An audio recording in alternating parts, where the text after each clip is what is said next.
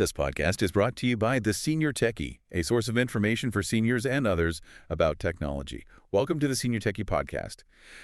Today, our mission is to decode a frustration that, well, you probably know all too well. Yeah, absolutely. If you are an adult over 55, or, maybe you are caring for someone who is, do you ever sit there holding your device and just feel like your smartphone is intentionally trying to confuse you? Like there's some, secret code everyone else seems to inherently know. Oh, it is such a remarkably common feeling. I mean, we are constantly told modern technology is just so seamless. But if you feel lost, it is really not your fault. Right. Okay, so let's unpack this because the Senior Techie points out a crucial fact that completely flips the script here, and that is that smartphones were designed by 25-year-olds for 25-year-olds. Spot on. It is, once you see that demographic reality, the whole illusion of universally friendly tech just totally shatters. But wait, I have to challenge that a little bit because companies like Apple and Google, they spend millions on accessibility features, right? Like large text options, voiceover features, screen readers. Right, yeah, they definitely do. So can we really say they aren't keeping older users in mind? Or, I guess, is it something deeper than just font size? That is a really great distinction to make.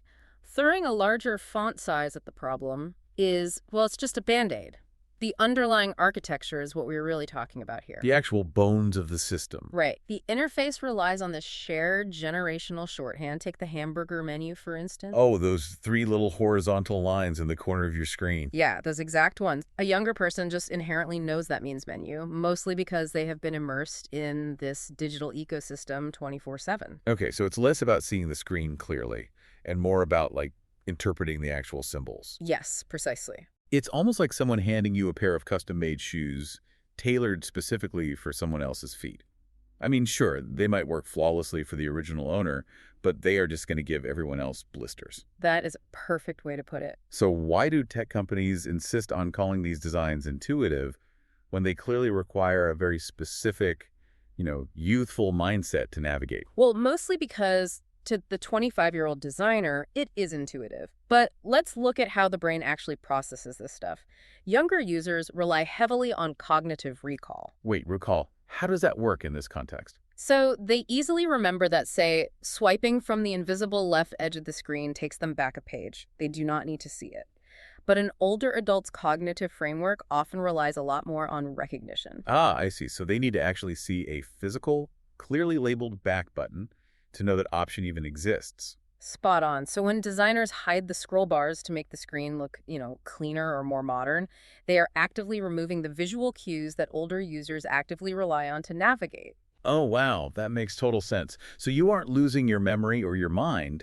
The device is literally just hiding the map from you. Yes, it is a fundamental design bias. And the Senior Techie stresses that recognizing this provides immense validation for older adults. Because it proves it's not their fault. Right. The interface is anything but intuitive for outside demographics. It is built for a specific brain.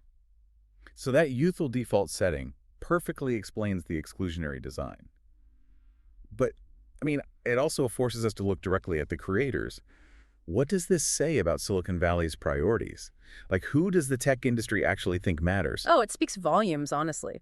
When a product is developed, tested, and shipped by a relatively homogeneous age group, the blind spots are just massive. Yeah, I can imagine. They aren't necessarily trying to intentionally isolate older users, but by not actively including them in the core design process from day one, well, the result is the exact same. The Senior Techie emphasizes this point, actually. The tech industry's default setting is youth. Which really brings up the most important takeaway for you listening right now.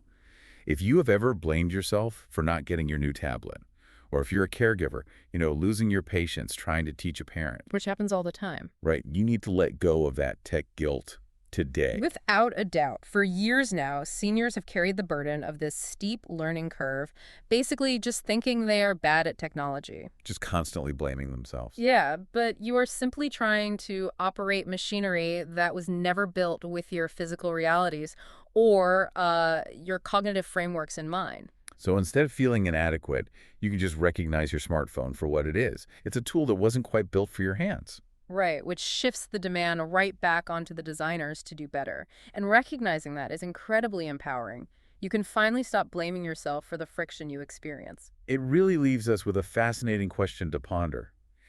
If 25-year-olds designed our current reality, what would a smartphone look like if it were built from the ground up entirely by a team of 75-year-olds? Now, that is a design revolution I would absolutely love to see. This podcast was brought to you by The Senior Techie. It's available on Apple Podcasts, YouTube, and Spotify. If you'd like to keep up with their newsletters, you can subscribe for free by going to subscribe.theseniortechie.com.